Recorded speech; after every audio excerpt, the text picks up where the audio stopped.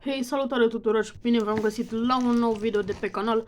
În acest video vă voi prezenta câteva produse. Mi-am mai cumpărat câteva produse și aș vrea să vi le prezint. Bun. Primul rând am un set de buzbom, din care o bucată am dat-o într-o compilație. O să o vedeți cât de curând. Ok. O cutie de Corsair cu 3 focuri. E full. Cam așa arată.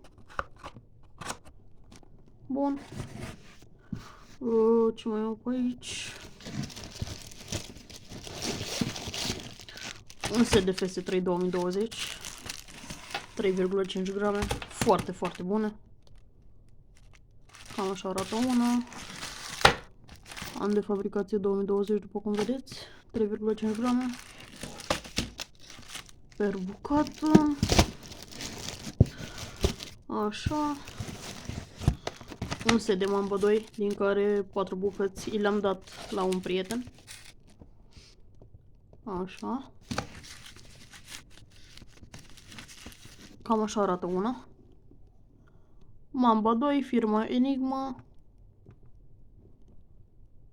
Așa. 2 grame pe bucată. Ok. Așa, și cam astea sunt produsele pe care mi le-am mai cumpărat. Așa. Stați puțin. Deci, da, 4 produse. Ok. Eu sper din tot sufletul că v-a plăcut acest video. Nu uitați de like, subscribe și până la următorul video să ne auzim cu bine. Pa, pa!